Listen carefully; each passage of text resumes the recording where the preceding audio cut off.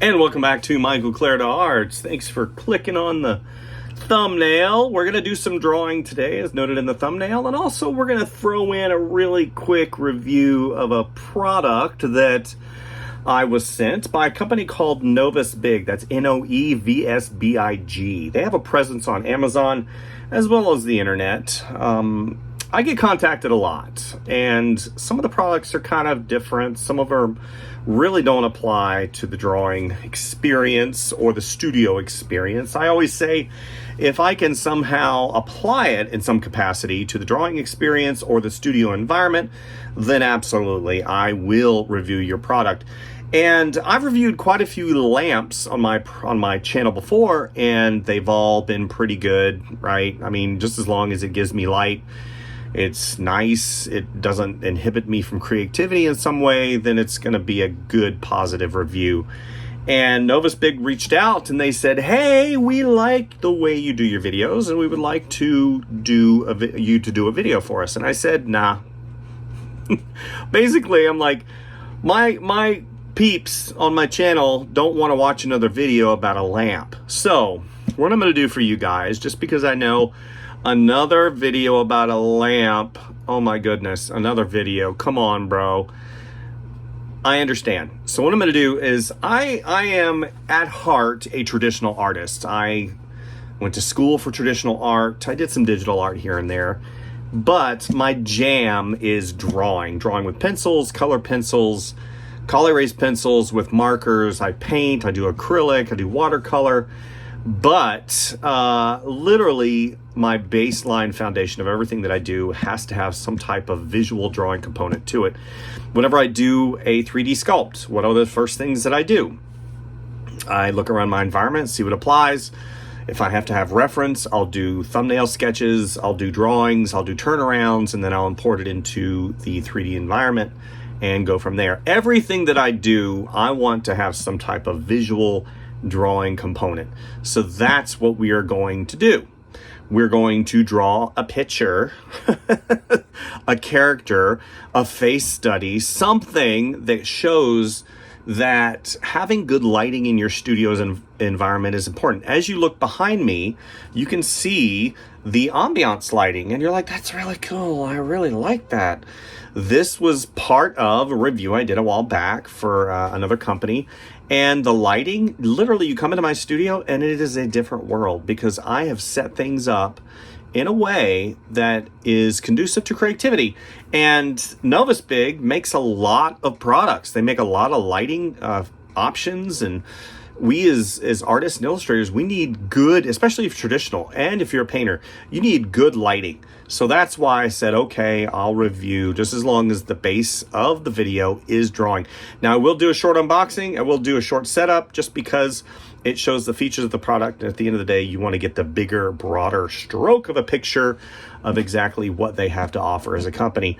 And then we are going to draw. I don't know what I'm going to draw yet. That's the way I roll, baby. We're going to draw something fun.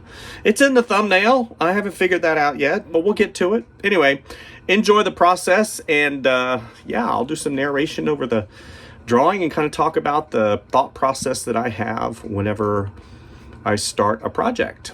And you can kind of get insight into the artist brain. So let's get started. Yay, unboxing! This was really easy to do. I opened it up. Everything was very clear, very concise, very minimal parts overall.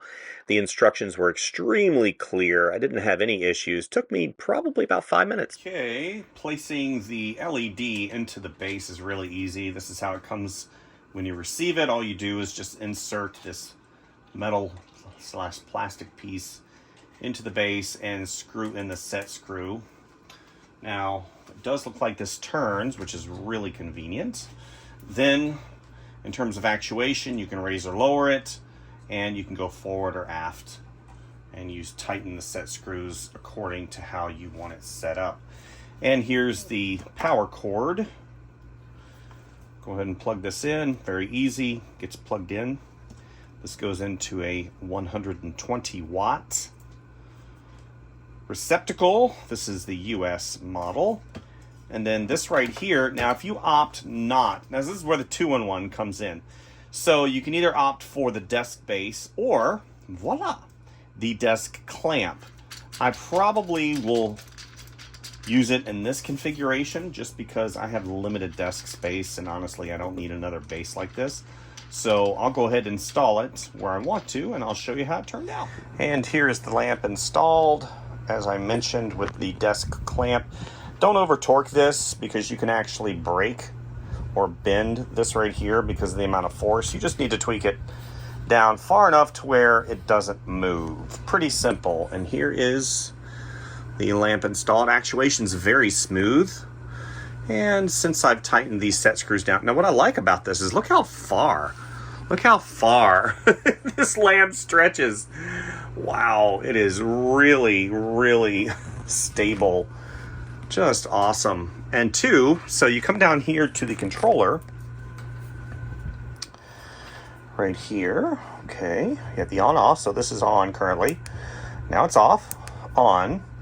You can lower the amount of light, or you can raise the amount of light. And then which is nice right here, this little button that has, looks like 2 arrows going opposite directions, you can change the temperature of the light. Cooler, warmer, natural, cooler, warmer, natural. So I like to keep it right in the natural mode. And I like the fact that this is really close to this and it's not halfway down the cord and me having to bend down, and I'm not as young as I used to be, of course, but there we go. So we'll just go ahead and hang that right there. I think overall installation, assembly, unboxing took probably less than 5 to 7 minutes, and most of it was just talking. So very simple to use. And because I believe in transparency on multiple levels, here is the Noevs, N-O-E-V-S, N-O-E-V-S-B-I-G. I'm just going to say Noevsbig LED desk lamp, currently on Amazon for $49.95. You can come here and it gives you all the details as far as how big it is, how much it weighs. Looks like about 4 pounds total. All of the modes, 360 flex, overhead higher LED. So it's got soft air eye care lighting, which is really good if you have issues with fluorescence, which I do.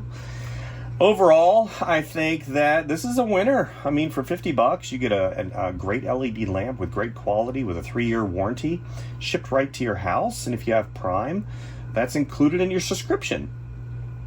So, what else does Noevsbig sell? Well, they sell magnifying lamps. Again, very convenient. $45. It's got almost 700 ratings with 5 stars, which I think also is wonderful. Yeah, they basically, they've got a lot of options for you guys.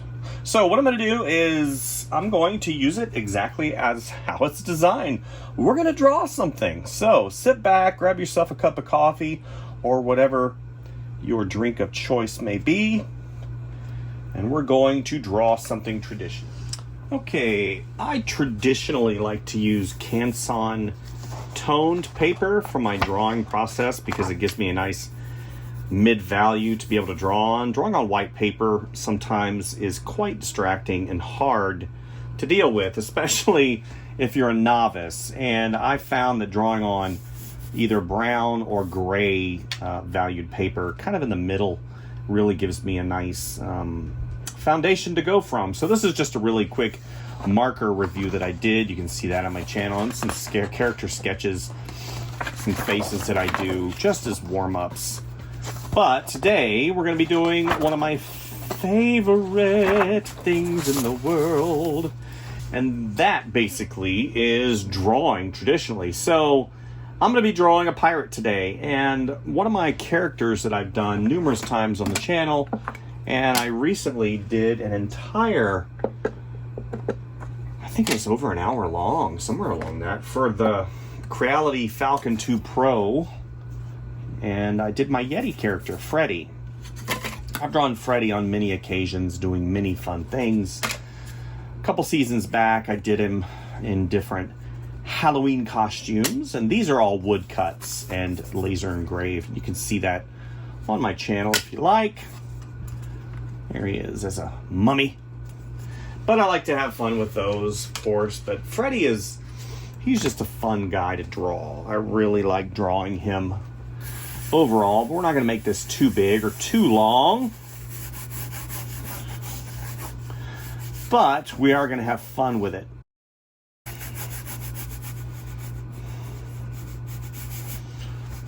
So I like to start out, typically I'll start out with a circle of the head, and then maybe we'll move on to some of the peripheral items. Maybe he's got a hat on.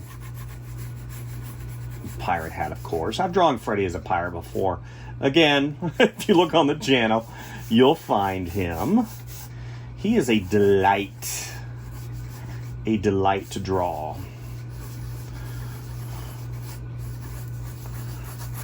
So right now, again, I'm mapping things out, and that's something important, especially if you're endeavoring to be an artist, an illustrator, one of those people that creates visually using drawing. Now, drawing is not the only way that you can create. I think that it is literally one of those things that has to be a conscious choice, because I'm going to be frank with you, drawing for me is hard. And I say that, and you're like, yeah, whatever, drawing is hard for you. Okay, you do it for a living. Whatever, you're making me laugh. Drawing is hard for me because, first of all, I'm very impatient. You wouldn't know that by my calm demeanor. But I'm very impatient whenever it comes to my drawing. I want things now. I want things to happen quickly. And drawing takes time.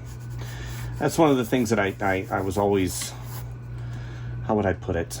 I was always not berated for, but I was very staunch whenever it came to my process.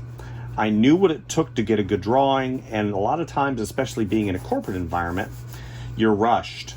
You're rushed a lot, and you have to be able to, what I refer to as prioritize.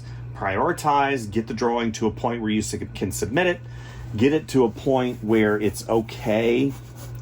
So you have to start thinking in terms of shape language, because you have to do things really quickly. And the fact that you're doing things for money, people want the least amount of time spent on things. I can't tell you how many times bosses would say, I need this, this, and this, but don't spend too much time on it. Okay, it's uber important, but you don't want me to spend too much time on it. And that always irritated me, because art, if done properly, and I'm not saying that as there is an improper way to do art, because art is subjective. You can create art and people can like it or people not like it. But in my mind, whenever you're doing things for quote unquote money, then there are certain things that, especially whenever you're doing like character stuff, if you're doing stuff for Disney or one of those entities, there's certain things that you have to adhere to, because those particular characters have a legacy, and there's a property and they look a certain way.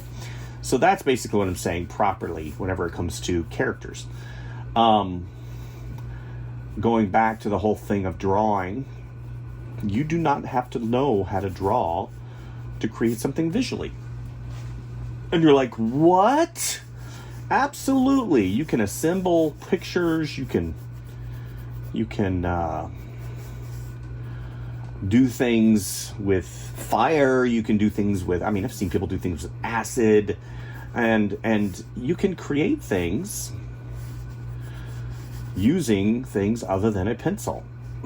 So, why am I saying all this? Well, for one thing, I just want to be very clear that even though I draw a lot, and it is my primary way of communicating visually, it is not the only way. So if you're in that spot where you're so frustrated with your artwork and you can't move past yourself, then you can basically try something else. Try assembling things, some people, and individuals are really good at crafting. My wife is one of them. She's a great scrapbooker. She knows what works. She knows what doesn't work. And she's just a delight whenever it comes to scrapbooking stuff and crafts and whatnot. She's really good at it. And assembling a room. She can assemble a room really, really well. And she's just so good at it. Now, can she draw? No. No, not even a little bit. And that's not a bad thing. And that's what I'm trying to really get at with this little talk for you guys, because I'm trying to encourage those people that basically have struggled their entire life and given up on drawing. First of all, drawing takes a long time. It takes training of your eyeballs. And it is a challenge even for those who've been doing it a while. I mean, I just said not too long ago that I still, even right now, I'm struggling. I'm struggling so hardcore. I've got so many ideas in my head for what I want. And I'm trying to get all these little doodad nuances of this character, even though I've drawn this character a lot. Trying to get everything right. It just, drawing takes a long time to learn. It takes a lot of practice too. I think I remember hearing one of my teachers, because I'm a very big believer in learning. I think that you as an individual should never stop taking classes, especially whenever it comes to art. Just keep learning. But he said you're going to be doing a lot of drawing, and most of what you do is not going to quote unquote be what you really want it to be. And I thought, wow, what?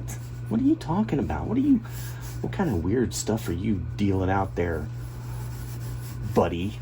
But he was completely right in saying that, because, the further I get and the more that I do, the more challenged I feel I am, because I don't want to keep drawing the same thing over and over again in the same style over and over again.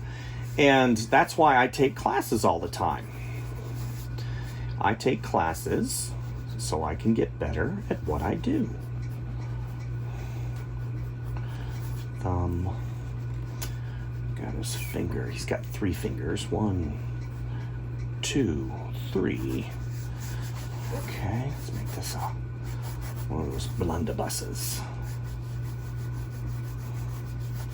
Again, simple shapes. Simple shapes. Gotta have a nice jacket on, because pirates have jackets. He's already got part of it on, but I started drawing fur in, and can't do that because he's got to have his jacket. Okay.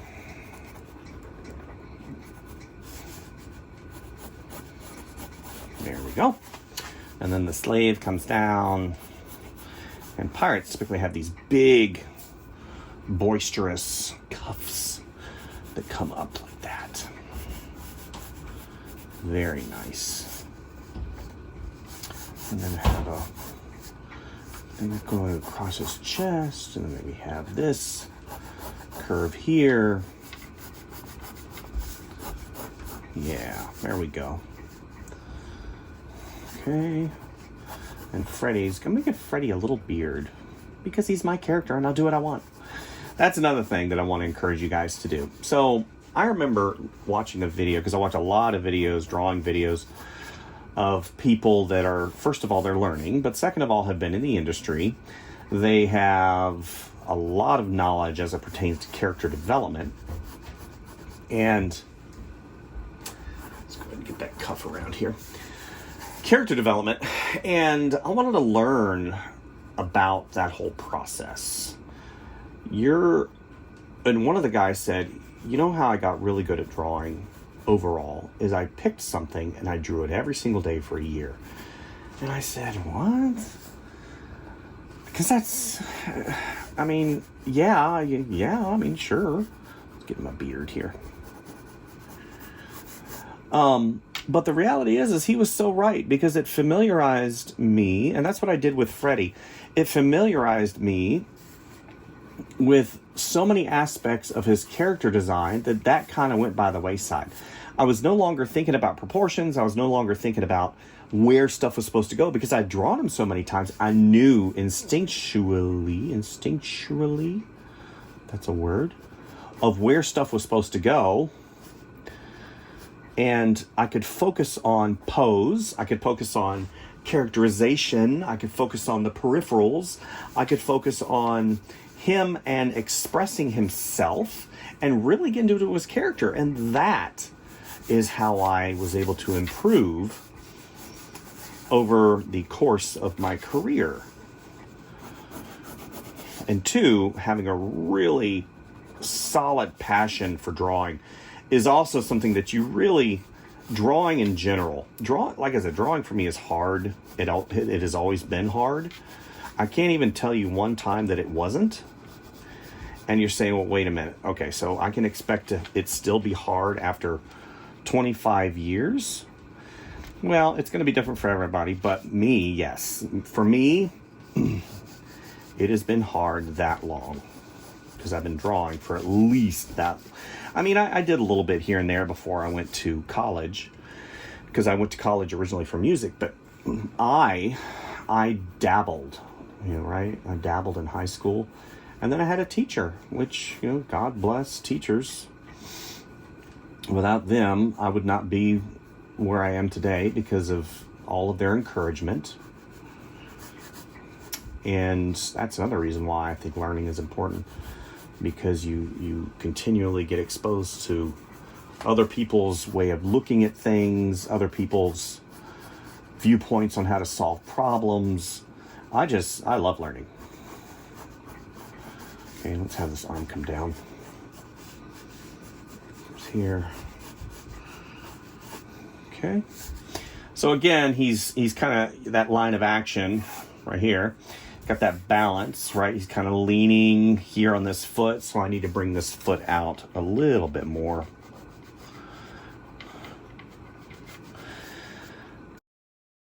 Okay, and this right here, which is his sword, needs to come in further because it needs to have that as balance. So we'll go ahead and push that out. Kind of have that in a little bit.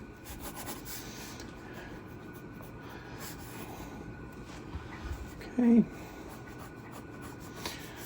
So now you can see I've kind of fleshed things out in a way. You can see his silhouette. You can see his pose. Let's go ahead and have a branch kind of coming off here.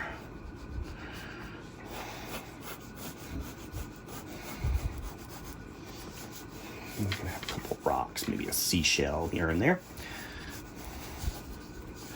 Bring this down. But yeah, I mean, drawing is a process that it takes time. It takes observation. It takes study. It takes memorization. It takes repetitive. It takes a lot of things that a lot of people endeavor to do, but don't. And because they want a quick fix. In today's society of quick fixes, I'm talking about instant access to every bit of information ever recorded on the planet, ever in humanity, and that's called your phone. And I'm not putting down on phones. I've got one myself. I use it quite a bit for work and sometimes entertainment and convenience.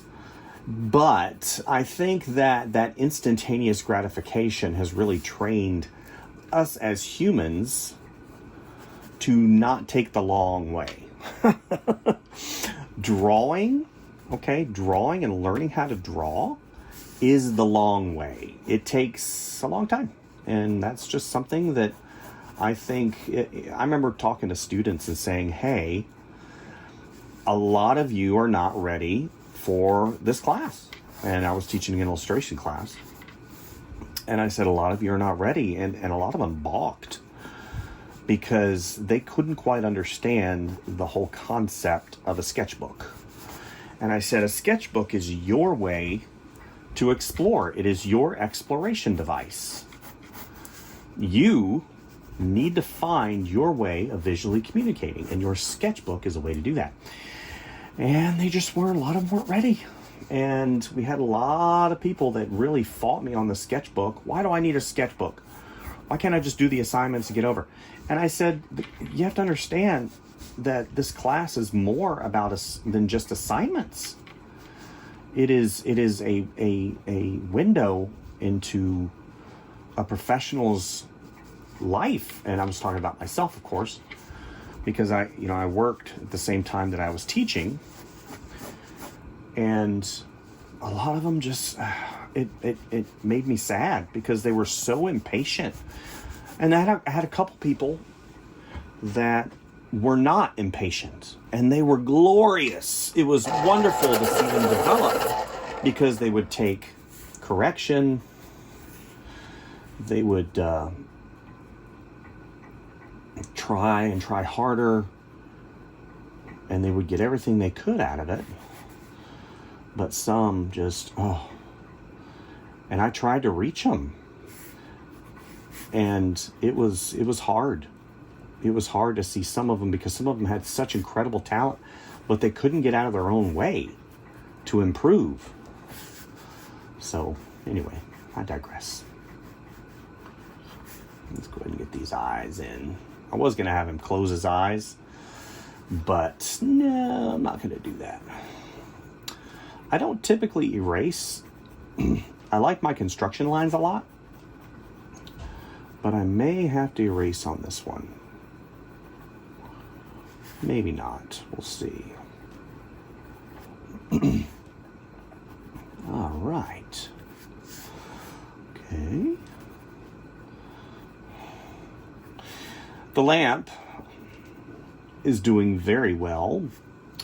Actually, what I'm going to do is I'm going to go ahead and move it slightly and down a little bit more, probably so you can see. So now that I've fleshed everything in, as you see, and I call fleshing in, basically, that's the process to which I get everything in position to where I can start actually rendering it. This is just a rough sketch. This is not the actual drawing.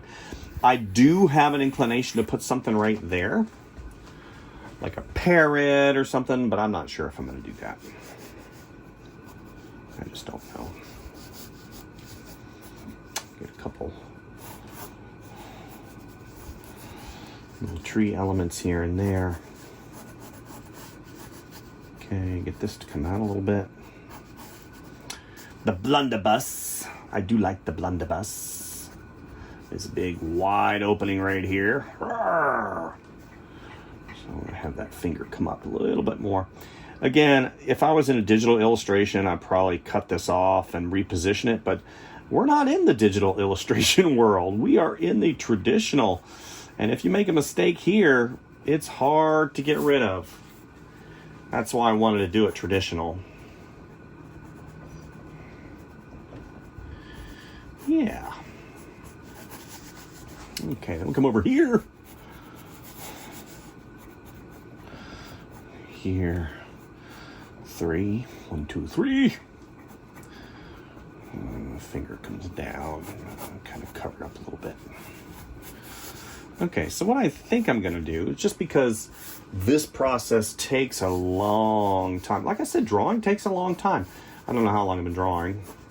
This drawing for a hot minute. Yeah. But you can see I started out really light. I came back, I redefined my shapes. I got it to where I wanted it. There's his foot right there. Yeah. Okay, I'm gonna do something about that. Yeah, that's fine. Rock. I got the basic shapes ironed out, and then I started going back as you watched. And just placing things where I thought they made sense. Now I'm going back and putting in some of the details, as you see.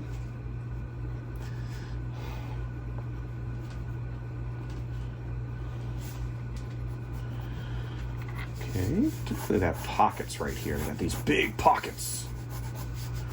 I don't know if I'm gonna do that though. Comes out and around. So that knee comes up.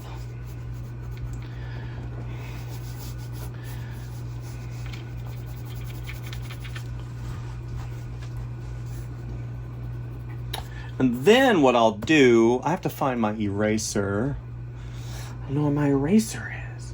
What I typically do is I run an eraser over the entire thing, and it kind of pushes back some of those really hard lines that I have in here that I really don't want anymore. And then I come back with a black marker and I start putting stuff in.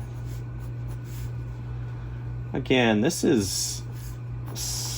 I love doing stuff like this. This is literally my jam. Whenever I was in college, I had a really big callus right here. You can see it. It's still kind of there. It's been a while since I was in college. A couple years. A few. But that callus was kind of a reminder of hard work. And I even later on, I had callus right here from a mouse, because I kept doing stuff with a mouse. And then if you look right here, it's kind of calloused again, like right there, because of my digital. So drawing, definitely something that I recommend you do. It is a release. It can be a release for you guys. So this is Freddy the Yeti as a pirate. I love doing pirates. They're not easy. This is not easy. None of this is easy. None of it. None of it has ever been easy for me. Ever. I've always had a struggle as it pertains to drawing and creating. Now, I don't have a problem with coming up with ideas. That has always been easy because my brain, I'm kind of like a little bit hyper ADHD. I mean, to the point of not being able to sit still. I actually bought a standing desk because I got to the point where I couldn't sit down anymore. Isn't that funny? Let's go ahead and give him one of them. I don't know if I want to do that. Nah, I don't like that. Oh my gosh, he's erasing. Okay, so let's go ahead and put you guys on time lapse, and we're going to shore up some more of this drawing. I don't know if I'm going to put something right there. I just don't know. I don't know. Kind of looking in that direction. Maybe I should. Maybe a monkey. I mean, a parrot would be standard. Maybe if I do a lizard, and his tail comes up like this. He's got his feet like right there. Don't be afraid to just draw. See, if he's looking this direction, you want him to kind of look at him. So maybe I'll do that. And he'll have his, right? Here's his arm. Here's his body. Other arm. He's got his tail that comes up. Maybe come like that. Yeah. So now I got to look up what a lizard looks like. All right. Let's get to time lapse. Yeah, time lapse. I decided to go ahead and do a large monitor lizard or a gecko, some type of chameleon creature on his shoulder for his companion. I've done a lot of pirates, and I am prone to the cliches of rendering and creating a character as a pirate, and a lot of times I'll just go ahead and put a parrot in there. But for this particular drawing, I decided something a little bit different. I did make him a little bit too big because he is competing somewhat, and I'd be a little frightened if I saw a monitor lizard as large as the one he has on his shoulder. But at the end of the day, this being a traditional drawing, it is challenging at best whenever you don't have, quote unquote, a thumbnail to go from or a preliminary sketch mapping out composition. This one was just kind of on the fly, right? On the fly for you guys. I really like doing drawings like this because it shows my process, and it also shows me making a lot of mistakes. Mistakes are fun, but also you can definitely see me making mistakes here and there. So definitely take this kind of tongue-in-cheek. Obviously, later videos, possibly I might render this or do a marker drawing, like I said. But for this particular video, I figured this was going to be just fine, showing the ups and downs and power of that light. So anyway, hopefully you guys enjoyed.